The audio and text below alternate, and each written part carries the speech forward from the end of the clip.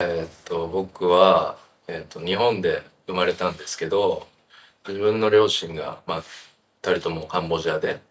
カンボジアの難民として日本に来て生まれ育ちました。で、その難民とかがよく集まる団地で生まれたんですけど、そこでやっぱ東南アジアのコミュニティとかがあって、その中でこうみんなに支えられながら自分は育ちました。はい。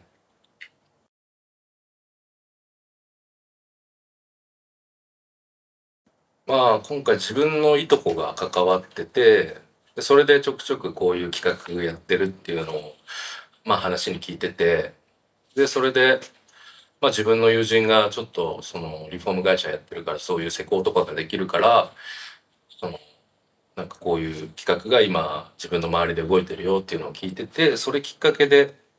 アライブ4を知って、今回のイベントにも足を運ぶ機会になりましたね。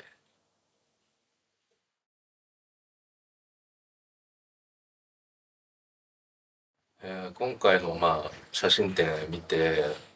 まあ話には聞いてたんですけど、その生でそういうリアルな写真を見る機会ってなかなか今までなくて、ネットの情報とかでちょっとそういうのとか見る機会あるけど、やっぱり生で見るのとは違うんで、そこでやっぱ自分が今まで聞いてた話とかと照らし合わせて、これってこの瞬間なんだみたいな、そういうのを感じましたね。なんかやっぱその特に僕が衝撃だったのが、やっぱ写真展に知ってる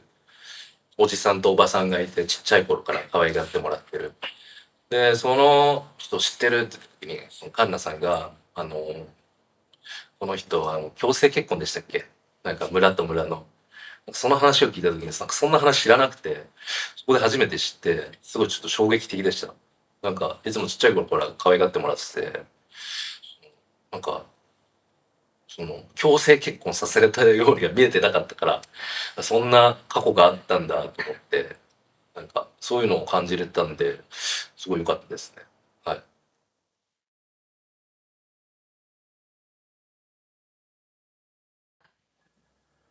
い。その、難民キャンプでの話とかちょくちょく聞いてて、タイとかの難民キャンプにいて、そこからこう、いろんな地域、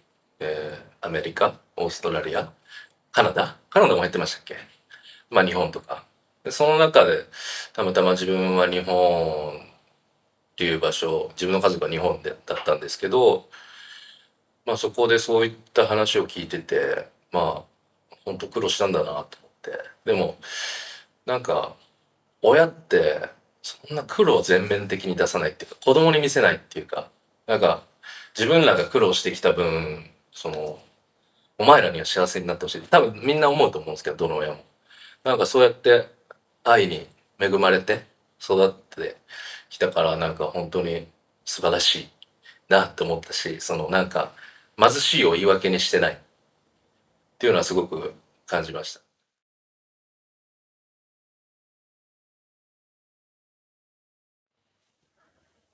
改めてルーツを再確認できたんで、その自分の置かれてる環境がどれだけ幸せかっていうのを感じましたね。やっぱり決してこれは自分らだけで作り上げられるものじゃないし、世代がこうどんどんこう通じて、あのなんだろう、こうどんどんパワーアップしてっていうのをやっぱすごく感じてて、その親の世代が作り上げたものに対して自分らはさらにブラッシュアップをして自分らの次の世代につなげなきゃいけないと思ってて、なんかはっきり言って結構自分はそう思ってるんですけど、そう思えないっていう子たちも多分いると思うんですよ。親の頭が硬すぎちゃって自分の才能潰されちゃったみたいな。それにしか従って生きてないみたいな。その一歩踏み出せない部分とかってきっとあると思うんですよ。それって多分難民だけじゃなくて日本の家庭でもあると思うんですけど、なんかそういうのをこう自分は取っ払いたいかな。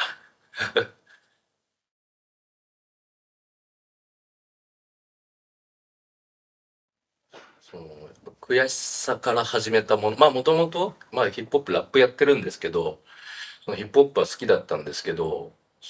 なんか本当音楽を作るなんて正直思ってなかったんですよ。でもきっかけがやっぱ母親自分、23、4ぐらいの頃亡くしてて、まあ、それがきっかけでこ詩を書くようになったっていうか、伝えられなかった思いみたいなのを詩に書くようになると、なんかすごく気持ちが楽になった。自分に、なんだろう、自分の気持ちも楽になったし、自分に対して自信を持てるようにもなって、でまあその矢先に自分弟も亡くしちゃってて、その時にもう本当になんかズドーンってこう気持ち落ちちゃって、でもやっぱり自分にはもうこれしかないってその時に思って、ずっと詩だけは書き続けてて、ひたすら自分でまあレコーディング機材とか仕事した金で買い集めて、でまあずっともうとにかく何かに取りつかれたようにこもう打ち込んじゃってる自分がいて、でまあそこが自分の中のきっかけだったんですけど、それでまあ本当に、なんだろう、こんな辛い思い日本にいてもね、難民じゃなくてもするんだみたいな、なんか今までそのわがままだったし幸せに生きてきてたから、あんまりそういう部分って知らなくて、でもなんかそれがあったことによって、なんだろう、神様が教えてくれたのかなみたいな、だからなんか自分はだからそういった境遇にいる人たちに対して、なんか歌を通してまあアートじゃないですか。だからそういうのを通してなんか自分と同じ境遇だったり、まあ、それこそ難民2世とか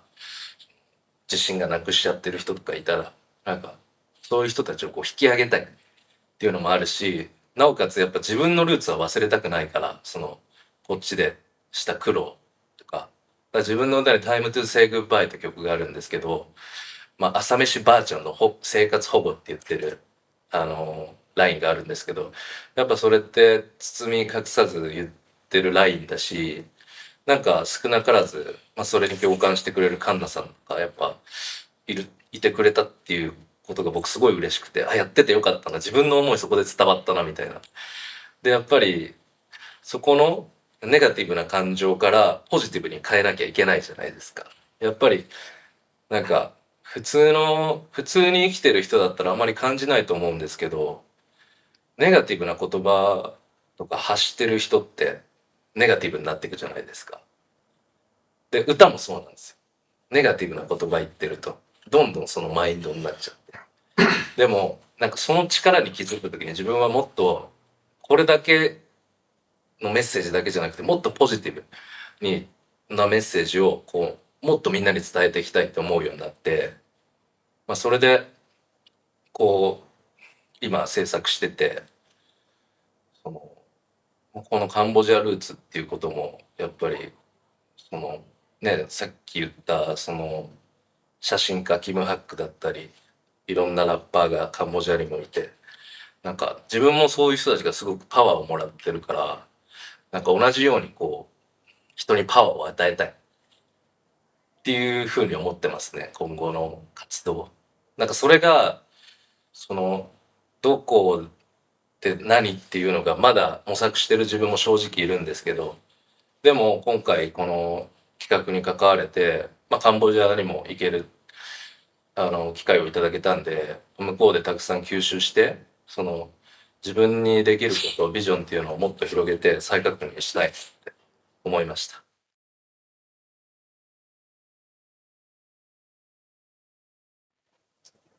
まあそういうやっぱり音楽ってそういう架け橋にもなれると思ってるから、そう日本とカンボジア、まあ日本に限らず、そういうカルチャーをどんどん作っていきたいし、サイクルっていうのをどんどん輪を広げていきたい、っていうふうに僕は思ってます。まあこれが今回この写真展っていうイベントがきっかけで、こういうふうにたくさんの方々と出会えたんで、まあ今後とも進み続けるだけですね。